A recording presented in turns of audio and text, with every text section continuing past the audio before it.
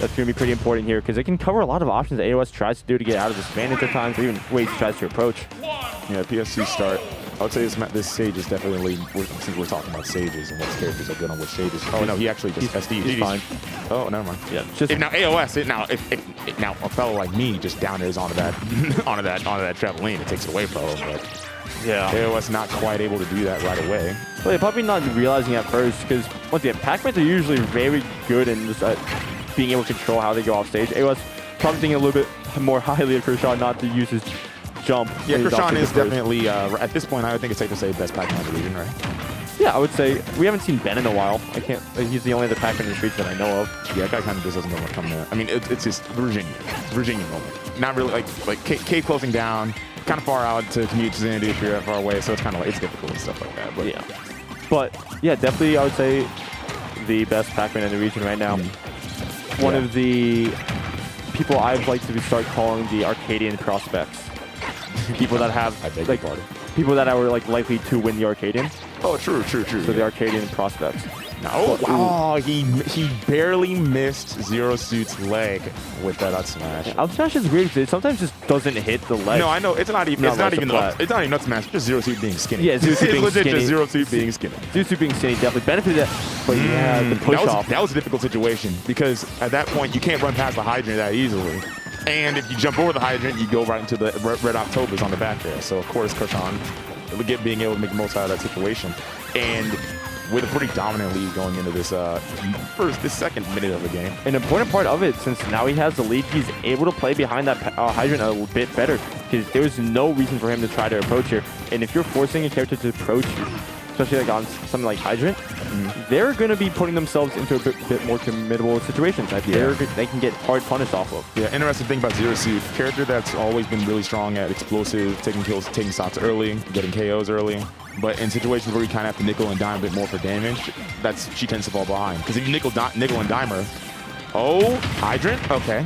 Hydrant, there it is. There we go, the late push. The late push is all yeah, that's so crazy. I'm sure that Kurshaun is aware of the fact that you can just hold in, SDI in, and with the water pushback, kind of have a better chance of falling out. And up throw is going to take it there. Yep. DI check. That was definitely not ready for that. Kurshaun did not DI that properly, I believe. He shouldn't be dying that early. He should not have died that early. Yeah. But yeah, in situations where the game with Zero Suit has to kind of nickel and dime for damage because she's so light, and if she loses a lot of trades, then that's not going to work out well in her favor. She could just die like around this percent for sure. Yeah, but it's just still a really good position here for Kurshaun. Once again, having a Zero Suit at a high percent is always good because this character is skinny. You mentioned earlier they can just skinny and light. Skinny and light. Some fellas are skinny and not so light like Joker, but this is definitely skinny and light. But the main thing, it being skinny, of course, because they can struggle to just get hit. In general, of course, it being light, though, is definitely something that does help. But you're now you're losing now. Well, oh my God, nice job. Going all the way out there, hitting the pellet so he couldn't do the side right away. Going down. This time, there we go. That's what we wanted. That's what AoS would have definitely benefited from early on using the trampoline. Nice gimp. Great character knowledge to know that he can do that. And that all started off the fact that he went all the way out there, hit the pellet, and denied him using the side B to recover, because that's what Pac-Man's want. Oh my goodness, gonna get the hit, but not ready for it. And how is AoS gonna land? He's gonna be able to fall down safely. I like that. What a mix. Because if AoS moved forward, he was letting go of the F smash. But since he didn't, he was just gonna get pushed off. And gonna die by the up air. But since he got pushed off, he was uncommittable situation. Yeah, for sure. And now AoS.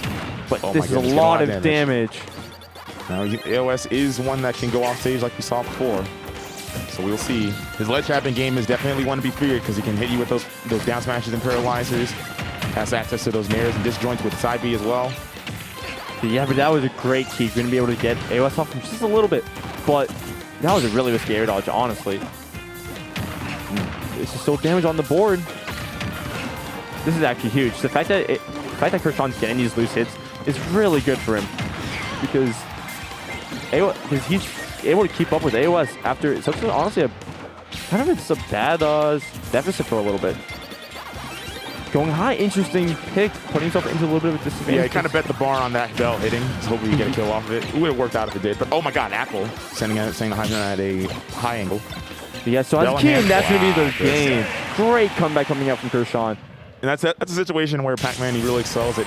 If you just play hard to hit, like if you're, it's a classic scenario, and you just make yourself hard to hit, and then make Zero Suit have to kind of run in on you, approach you, then that situation becomes a lot easier to find out an opportunity where she makes herself open. If you have to approach Zero Suit and play on her terms, not so fun. Not so fun at all. But in that situation, really smart from Kurshaun. Taking it easy, taking a step back. Taking the game one, I'm going to go ahead and take my league off commentary. So good stuff to both players so far, and enjoy the rest of the tournament, fellas. Yeah. But I didn't see what stage we did counterpick to. But of course, Kurshaun definitely will, probably, I imagine, would ban a bit more like, yeah, platforms like stages. Smash Roll is interesting because the main thing is with a stage like this, having control of that center platform is really big. Because it definitely can, if you have the hydrant too, you're able to block off a lot of approach options from AoS. And having that on a stage like this isn't, of course, you don't exactly want you don't want to give AoS a smaller stage that prevents you from being able to run away and play your game. But this is definitely not definitely not a terrible option to pick. But AoS is still racking up some damage to begin with. And this is going to be huge to try to come back from if you're Kurshaun. Great tech coming out. You can be able to side B again. You are, but yeah, AoS is going to be able to catch that the ending of it without any armor there. And this is a rough position because you don't have the space to run around like you did on PS2. So you're going to have to try to find a way to take this lead back from a running Zero-Suit Samus. But as long as you can stay in a position where you're not taking as much damage, this is going to be pretty... You're still going to be able to keep this close. And Kurshaun being able to keep it somewhat close is definitely useful, but AoS is slowly racking in more damage than Kurshaun can put out. And there you go. There's the check. There's the skill check right there. Getting caught air dodging and gonna eat the flip kick spike for it. Yeah, this damage is racking up so much for Kurshaun. For AoS on Kurshaun, and Kurshaun's not able to keep up at all. And so not only is he's two stocks down and on 56 on his last stock, he has to play perfect. Honestly, he's gonna have to play perfect to keep this game even, because he's still losing at the end of the day.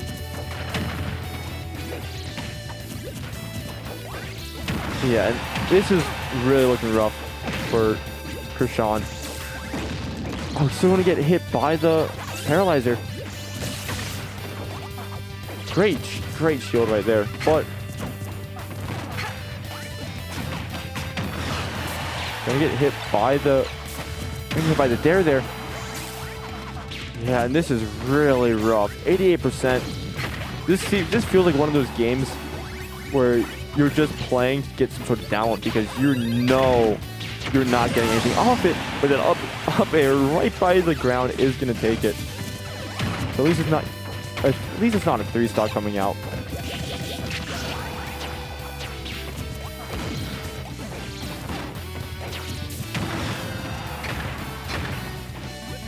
And we are gonna see this low recovery, but Kurshaun at a really rough position. Not out of it, but definitely once again has to play the most perfect smash you've seen, and you can't be throwing that out if you want to play the most perfect smash.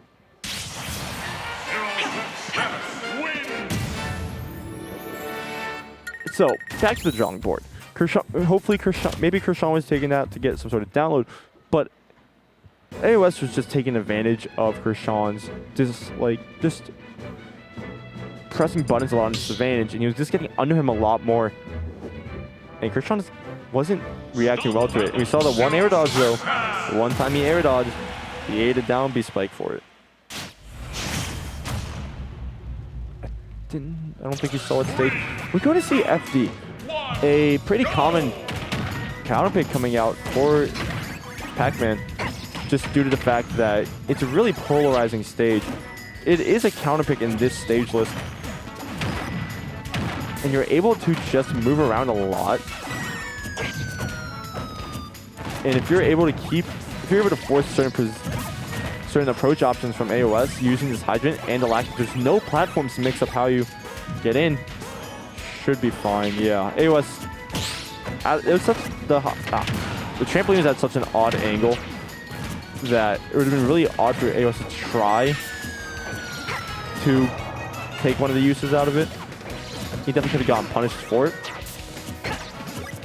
Because what I'm talking about is that while AoS did start a little bit getting some decent percent on Kurshaun, Kurshaun's still keeping it close just by consistently being able to move, and the fact that there's no platforms to intercept some of his options, and being able to force AoS to approach certain ways.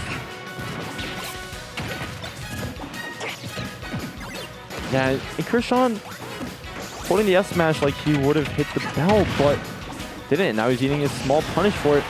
Side B gonna send him off stage. Where is he? How he's gonna get back?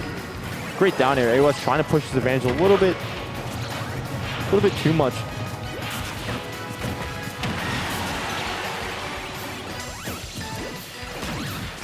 Oh, not gonna be able to get the bell out. I'm trying to get a little bit fancy there with the hydrant. And you rolled. No, but it doesn't matter. You're still in the air, and that hydrant pushback is a little bit interesting. Great downbeat coming out from AoS to punish the position. Just punish the option. Kurshaun holding an F smash. He's not gonna be able to get any trade or anything. And this is a rough position because you're still in it. You're still keeping it close. But you saw it last game, you can keep it close, but you have to be able to take the stock first. Not even take the stock first. You have to be able to take the stock before he gets a lot of damage on the board. And there we go, 24%, easily come back. This is literally one Galaga throw away. There we go, 28%. But now you're getting juggled by AoS. You took 61, you took 40+% for, or about 40% for that. Yeah, in the water being able to push AoS just a little bit and not being able to punish the used flip kick.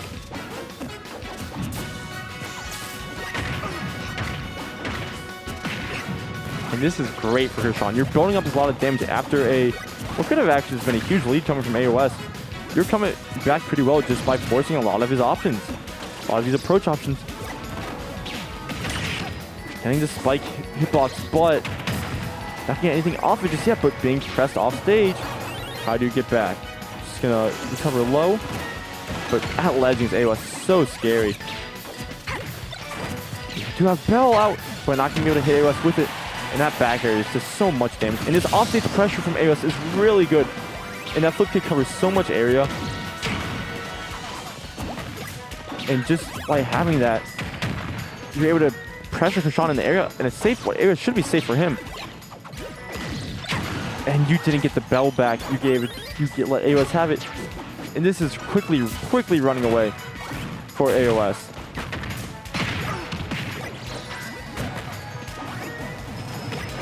Kurshaun has to be able to take that stock right now.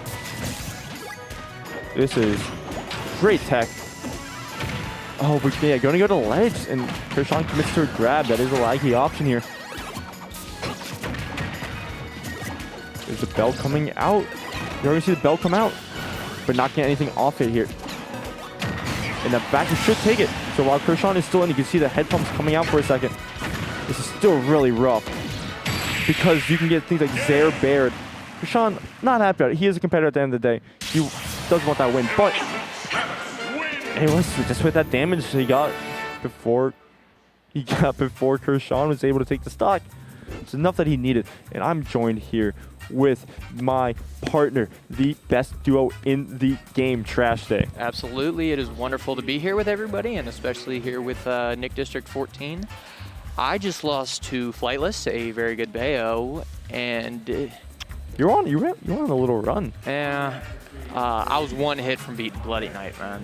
To everybody at home, if you play a character who gets that gets hit on the head for more damage than they get hit on the body, and then you play against Ganon back air, just don't be at like 60% because you'll die. Oh, yeah. Also, I was trying to SDI Bayo combos. It's really just mastering. Yeah, and I was just thinking, man, this would work a lot better if I just clonked it with my controller. But Let me see your controller. then I might not be able. So here's the bear counterplay. You guys see this?